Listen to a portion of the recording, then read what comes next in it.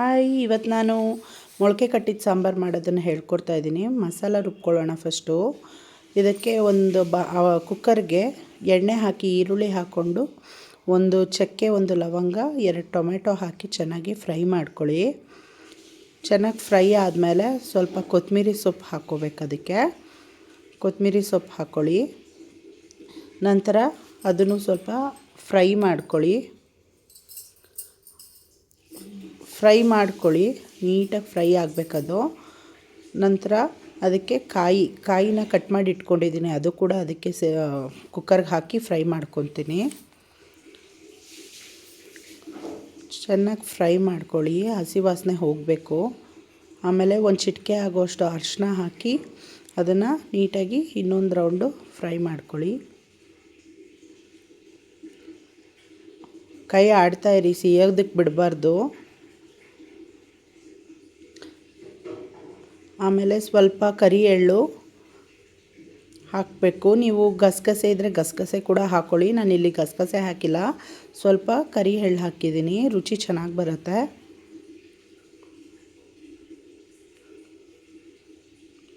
ನೋಡಿ, ಎಲ್ಲ ಚೆನ್ನಾಗಿ ಹಸಿ ವಾಸನೆ ಹೋಗಿದೆ.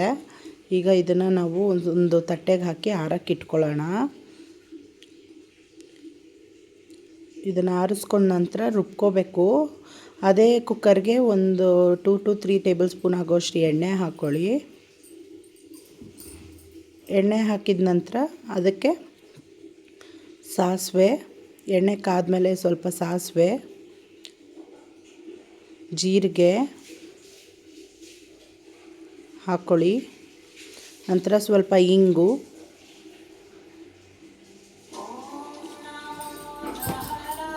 ಒಂದೆರಡು ಒಣಮೆಣ್ಸಿನ್ಕಾಯಿ ಹಾಕ್ಕೊಳ್ಳಿ. ಚೆನ್ನಾಗಿ ಬಾಡಿಸ್ಕೊಳ್ಳಿ. ಅದನ್ನು ಸಣ್ಣೂರಿಲೇ ಮಾಡ್ಕೊಳ್ಳಿ. ಸ್ವಲ್ಪ ಕರಿಬೇವು ಸೊಪ್ಪು ಹಾಕಿ ಅದನ್ನು ಬಾಡಿಸ್ಕೊಳ್ಳಿ. ನಂತರ ಇದಕ್ಕೆ ತರಕಾರಿ ಹಾಕ್ಕೊಳ್ಳಿ. ನಾನು ಮೊಳಕೆ ಕಟ್ಟಿದ ಸಾರಿಗೆ ಆಲೂಗೆಡ್ಡೆ ಮತ್ತು ಬದನೆಕಾಯಿ ಎರಡೂ ಕೂಡ ಹಾಕಿ ಮಾಡ್ಕೊತಾ ಇದ್ದೀನಿ. ಫಸ್ಟು ಆಲೂಗೆಡ್ಡೆನ ನಾನು ಚಿಪ್ಪೆ ತೆಗೆದಿಲ್ಲ, ನೀಟಾಗಿ ಮೇಲೆ ಎಲ್ಲ ನೀಟಾಗಿ ತೊಳೆದ್ಬಿಟ್ಟು ಚಿಪ್ಪೆ ಸಮೇತ ನಾನು ಹಾಕಿದ್ದೀನಿ. ಚೆನ್ನಾಗಿ ಒಗ್ಗರಣೆಲಿ ಆಲೂಗೆಡ್ಡೆನ ಫ್ರೈ ಮಾಡ್ಕೊಳ್ಳಿ. ಆಲೂಗೆಡ್ಡೆ ಫ್ರೈ ಆದ ನಂತರ ಅದಕ್ಕೆ ಬದನೆಕಾಯಿ ಇದ್ದರೆ ಬದನೆಕಾಯಿ ಸೇರಿಸ್ಕೊಳ್ಳಿ. ನೀವು ತುಂಬ ರುಚಿಯಾಗಿರುತ್ತೆ. ಆಮೇಲೆ ಒಂದು ಚಿಟಿಕೆ ಅರಿಶಿನ ಹಾಕ್ಕೋಬೇಕು. ಅರಿಶಿನ ಹಾಕ್ಕೊಂಡು ಅದನ್ನು ಚೆನ್ನಾಗಿ ಫ್ರೈ ಮಾಡ್ಕೊಳ್ಳಿ.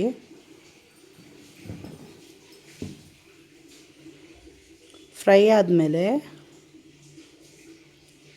ನೀಟಾಗಿ ಸಣ್ಣೂರಿಲೇ ಮಾಡಬೇಕು. ಇದನ್ನು ನೀವು ದೊಡ್ಡೂರಿ ಮಾಡಿಕೊಂಡ್ರೆ ಎಲ್ಲ ಸೀದೋಗ್ಬಿಡುತ್ತೆ, ರುಚಿ ಇರೋದಿಲ್ಲ.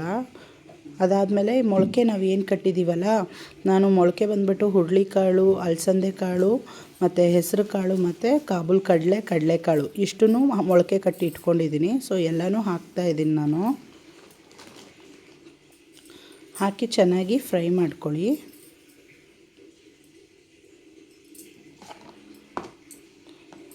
ನೀವು ಕುಕ್ಕರಲ್ಲಿ ನೀಟಾಗಿ ನೀವು ಕಾಳುಗಳನ್ನ ಹಸಿ ವಾಸನೆ ಹೋಗೋ ಗಂಟ ಎಣ್ಣೆಲಿ ಫ್ರೈ ಮಾಡ್ಕೊಳ್ಳೋದ್ರಿಂದ ಚೆನ್ನಾಗಿರುತ್ತೆ.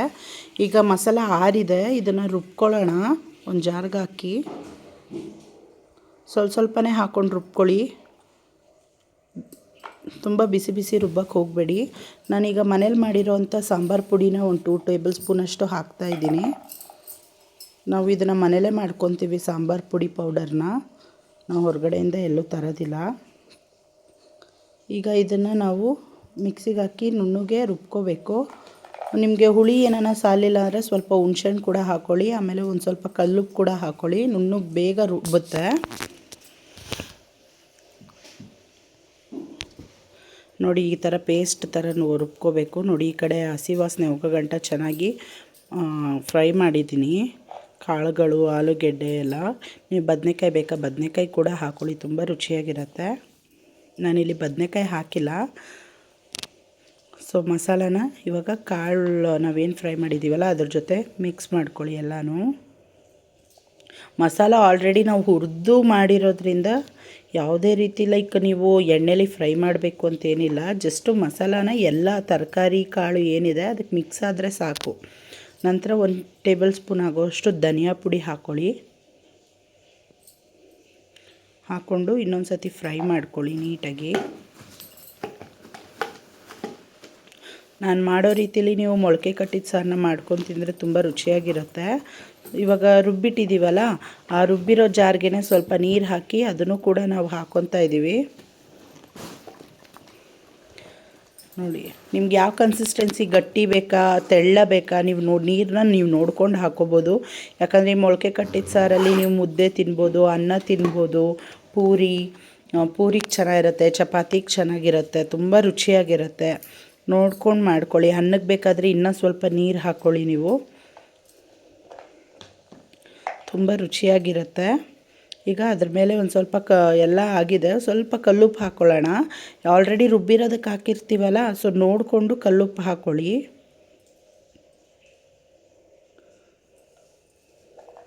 ಸೊ ತುಂಬ ಚೆನ್ನಾಗಿ ಬರುತ್ತೆ. ಕುಕ್ಕರ್ ಮುಚ್ಚಳ ಮುಚ್ಚಿ ಕೂಗಿಸಿ ವಿಸಿಲ್ ಹೋದ್ಮೇಲೆ ಮಾಡ್ತೀನಿ. ತುಂಬ ಚೆನ್ನಾಗಿ ಬರುತ್ತೆ.